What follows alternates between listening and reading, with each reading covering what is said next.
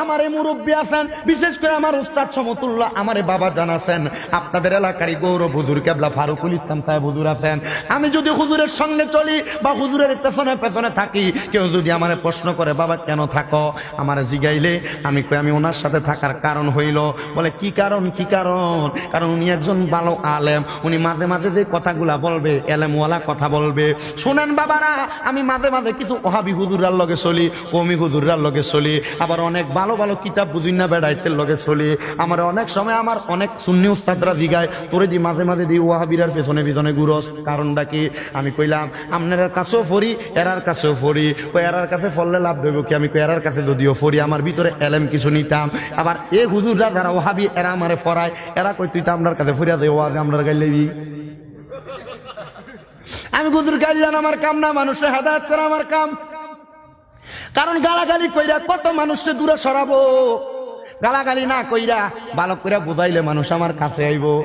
কথা কন্যা করে আজকেও আমার সঙ্গে কয়েকটা কওমি আলেম একসাথে, এরার বাড়ি শেরপুরে, এরা আমার সাথে, আমি গাড়ি থেকে নামছি, দুই একটা ছবি তুলতেছি দাঁড়াইয়া দাঁড়াইয়া, আমার খাদেম সাহেব ড্রাইভার সাহেবের লোক কথা কইতেছি।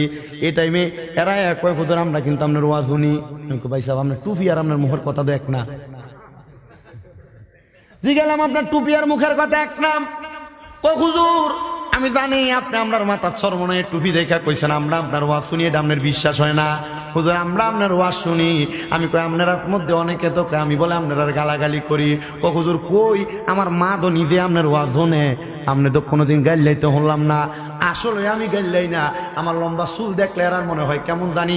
দেখবেন চুল কান্না ফাতা যেটা আমরা বান্দুরের হলা কই, এরা লাগাই দিলে যেমন ভাবে গায়ের মধ্যে খাইজলি ছুইটা যায়, আমরার মতো লম্বা চুলওয়ালা সুন্নি হুজুর দেখলে এরারও এমন খাইজনি ছুইটা জায়গা। আমি কইছি ভাই সাহেব দ্বন্দ্বের দিন শেষ হয়ে গেছে গা। আকাবিরে ইসলাম যারা ছিল তারা এগুলা সমাধান করছে, কিন্তু ডেকে বাইরেন না কিছু হুজুরাই আমরার মধ্যে দ্বন্দ্ব লাগাইতেছে। ভাই সাহেব দ্বন্দ্ব বেশি দিন থাকবে না। আজকে গাজীপুর মাওনা চৌরাস্তা থেকে আমার একজন হুজুর কল দিছে, তারা কওমি মাদ্রাসার মাহফিলের লেগা। আমি কই ভাই আপনি যে কওমি মাদ্রাসার মাহফিল আমারে দাওয়াত দিবেন, আপনি আমারে দাওয়াত দিবেন, আমি আপনার দাওয়াতে যামু কথা সত্য, কিন্তু আপনি তো ওই এলাকার অনেক কওমি ভাইদের কাছে কালার হইয়া যাবেন। কই হুজুর আপনারা তো কোনোদিন আমি মানুষের বিপক্ষে কইতে দেখি নাই, তাহলে কালার মুখির লেগা। কই হুজুর আপনি আমরা দাওয়াতটা রাখেন। আমি কই না ভাই সাহেব 2-3 বছর পরে রাখা, কারণ ওলামায়ে কেরামের মিলনের সমাধানদার বেশি দেরি নাই, মিলা যাইতেছে। যে হয়তোবা কেউ কেয়াম করে কেউ করে না, মিলা কয়দিন পরে যখন একসাথে কাঁধে কাঁধ মিলেয়া কোরআনের জন্য নবীর ইজ্জতের জন্য যখন মাঠে নামবো, ইনশাআল্লাহ দ্বন্দ্ব থাকবে না, সবাই একসাথে চলবে, যে যার পাতে ভাত খাইব। আমি কইলাম ভাইজান রাজিনী? কয় ভাই রাজি, আপনার কথা ভাল লাগছে, তবু আপনি আমার মাদ্রাসার ভিতরে একবার বইয়া যাইবেন। আমি কই আমি যাই কোনো সময় টাঙ্গাইলে মাহফিলে যাই, রাজশাহীতে মাহফিলে যাই, যেখানে যাই না কেন যাওয়ার পথে আমি আপনার সঙ্গে দেখা করে যাব, অসুবিধা নাই।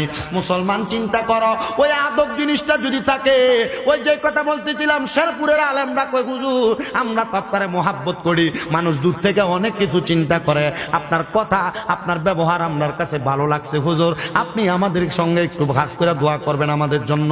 আমি কইলাম ভাই সাহেব অবশ্যই দোয়া করব। আমি চিন্তা করলাম আমার মুখের ভাষার আমার আদবটা তার কাছে ভালো লাগার কারণে সে ব্যক্তি আমার কাছে দোয়া চাইছে, মাথায় সরমনাইয়ের টুপি।